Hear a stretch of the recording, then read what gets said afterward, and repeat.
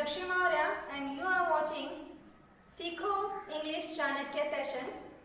In this group, day by day, we will post English lectures. It may help you to improve your English communication. So let's start our session.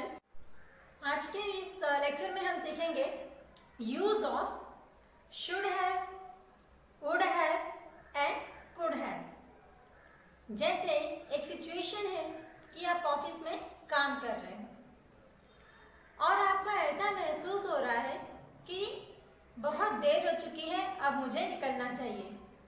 उस समय आप बोलेंगे I should leave now, मुझे अब निकलना चाहिए।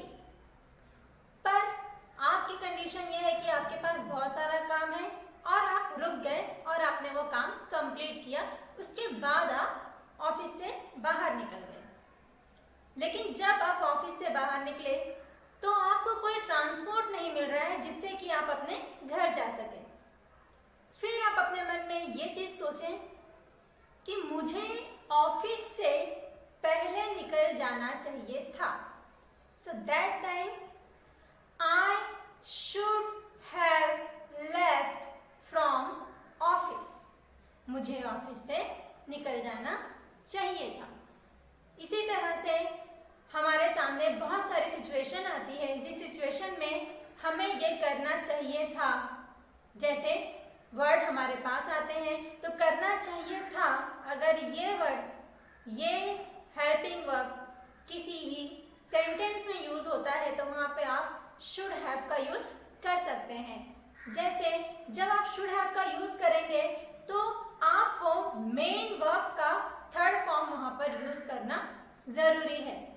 मुझे समझ जाना चाहिए था, आई शुड हैव अंडरस्टूड, मुझे चले जाना चाहिए था, I should have gone. So इस तरह से आई शुड हैव का यूज हमें करना है। Now we are going to learn use of would have. Would have, जैसे कि आप सब लोगों को पता है कि लॉकडाउन हो चुका है, लेकिन लॉकडाउन होने से पहले हमें नहीं पता था कि ऐसा होगा। तो हम कहते हैं यदि मुझे पहले पता होता तो मैं ऐसा कर देता। यदि मैं जानता कि लॉकडाउन बढ़ने वाला है तो मैं पहले ही शॉपिंग कर लेता। सो ऐसे जो सेंटेंसेस होते हैं उसके लिए हम वुड हैव का यूज कर सकते हैं। जैसे if I had known about lockdown so I would have done my shopping. यदि तुम 2 मिनट पहले आते तो तुम्हें समोसा मिलता। If you had come 2 minutes ago so you would have got samosa। so इस तरह से हम would have का यूज कर सकते हैं। now we are going to our last topic of this lecture and this is use of could have। could have, इसका use हम तब करते हैं कोई चीज हम कर सकते थे और हमने की नहीं। ऐसी बातों को एक्सप्रेस करने के लिए हम could have का यूज कर सकते हैं। जस्ट लाइक मैं तुम्हारी राय मान सकता था, I could have accepted your opinion। मैं घर में रह सकता था, I could have lived at home। मैं यहाँ सो सकता था, I could have slept here।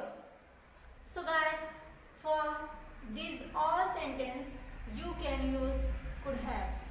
So now I guess you know the proper use of should have, could have and